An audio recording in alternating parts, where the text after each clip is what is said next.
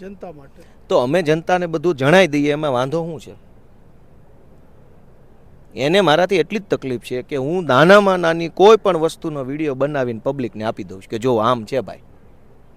એનાથી પબ્લિક જાગૃત થતી હોય અથવા પબ્લિક વિચારવા લાગતી હોય, કોઈ મારાથી નારાજ હોય, કોઈ તરફેણમાં હોય, જે હોય તે. પણ ભાજપવાળા એ વાતથી ચીડાય છે કે આ બધું કઈ કેમ દે છે? તો નહીં કહેવાનું, તમે મને એમ કહો. કહેવું જોઈએ કે ના કહેવું જોઈએ?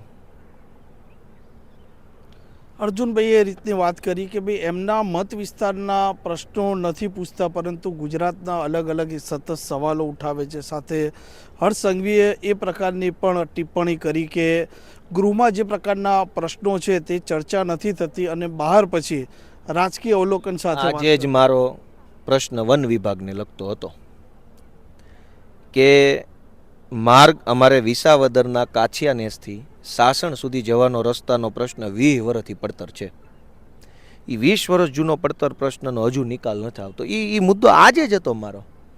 મેં અમારા વિસાવદરના જુનાગઢ તાલુકો જે છે, વિસાવદર વિધાનસભાનો, એમાં કાથરોટા, વડાલ, મજેવડી આ બધા પંથકમાં ડુંગળીનું વાવેતર થાય છે.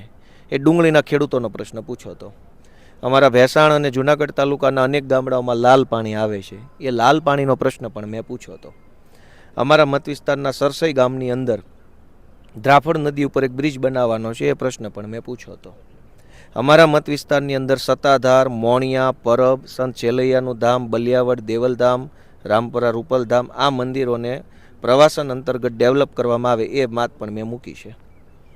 અમારા મત વિસ્તારની અંદર ઉબેણ નદીની અંદર સૌની યોજનાના પાણીનો પ્રશ્ન પણ મેં મૂક્યો છે. વિસાવદરમાં લાઇબ્રેરી બનાવવાનો પ્રશ્ન પણ મૂક્યો છે. ભેસાણમાં લાઇબ્રેરી ખોલવાનો પ્રશ્ન મૂક્યો છે. ભેસાણમાં જીઆઈડીસી ખોલવાનો પ્રશ્ન મૂક્યો છે. પ્રશ્ન હું તમને કહેવા બેસીશ ને તો તમે થાકી જાઓ, એટલા પ્રશ્નો મારા મત વિસ્તારના મૂક્યા છે. અને છતાંય પાછા ભાજપવાળા એમ કહે છે કે મેં અમારા મત વિસ્તારના મુદ્દા નથી મૂક્યા. અને મજાની વાત તો એ છે ને કે 30 વર્ષથી ભાજપની સરકાર છે તો એ કબૂલે છે ને કે મુદ્દા ઘણાય છે. નહીંતર એમ ન કહેવા જોઈએ ગુજરાતના એકય વિધાનસભામાં કોઈ પ્રશ્ન જ નથી, ધારાસભ્યમાં હિંમત હોય તો એક પ્રશ્ન લઈને આવે અમારી સામે, હોય જ નહીં. એવું કેમ નથી કહી શકતા? ઉલટાના એમ કહે છે કે ધારાસભ્યો પોતાના મત વિસ્તારના પ્રશ્નો પૂછે છે કે નથી પૂછતા. એનો અર્થ એ થયો કે 30 વર્ષ પછી તમને ખબર છે કે હેઠે બધું ગોબર થઈ ગયેલું છે.